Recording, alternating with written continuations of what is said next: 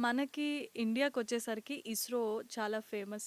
దీనికి సంబంధించి ప్రపంచం అంతా కూడా ఆసక్తిగా ఎదురు చూస్తూ ఉంటుంది. ఫారిన్ సైంటిస్టులు కూడా మన దగ్గర వర్క్ చేస్తూ ఉంటారు. యాహ్! అలాంటిదే మన ఇండియాలో కానీ, ఇతర దేశాల్లో కానీ ప్రైవేట్‌వి ఏమన్నా ఉన్నాయంటారా? వాటిలి పేర్లేంటి?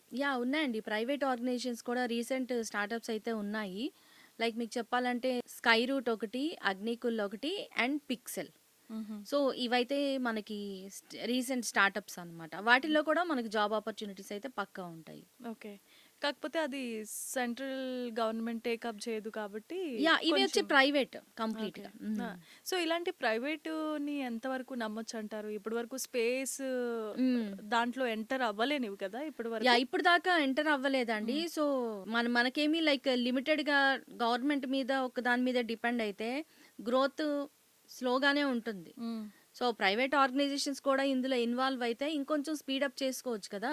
ఈవెన్ మన ఇన్వెస్ట్‌మెంట్స్ పరంగా ఇన్వెస్ట్‌మెంట్స్ పెరుగుతాయి. అండ్ రిమైనింగ్ ఆపర్చునిటీస్ వస్తాయి. కంట్రీస్ కూడా వాళ్ళ శాటిలైట్ రాకెట్స్ లాంచింగ్‌కి మన హెల్ప్ తీసుకుంటాయి. మన సర్వీస్ తీసుకుంటాయి.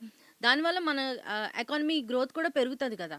అలాగే ఫారెన్ ఎక్స్‌చేంజ్ ఆపర్చునిటీస్ కూడా పెరుగుతూ ఉంటాయి యువతకి. డెఫినెట్‌గా ఆపర్చునిటీస్ పెరుగుతాయి. And at the same time growth కూడా బాగా పెరుగుతుంది. ఓకే.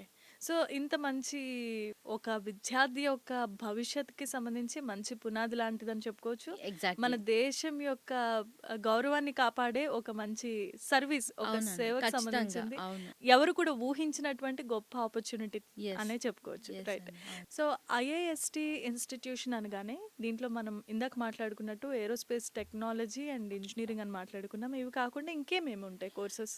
ఏరోస్పేస్ ఇంజినీరింగ్‌తో పాటు ఎలక్ట్రానిక్స్‌కి సంబంధించింది మనకి ఎలక్ట్రానిక్స్ అండ్ కమ్యూనికేషన్స్‌కి సంబంధించి ఏవియానిక్స్ అనేది ఉందన్నమాట. హ్మ్. సో, అండ్ అలాగే లైక్ ఇవంతా కూడా 4 ఇయర్ డిగ్రీ ప్రోగ్రామ్స్. ఇది ఇలా కాకుండా మనకి ఎంఎస్ ప్రోగ్రామ్ గూడా ఉంది వీటిల్లోనే. సో, హ్మ్. అదొచ్చేసరికి 5 ఇయర్స్ అనమాట. అంటే లైక్ బీటెక్ ఒక 4 +1 హ్మ్. ఎంఎస్ ప్రోగ్రామ్ తీసుకుంటే 5 ఇయర్స్ కంప్లీట్‌గా.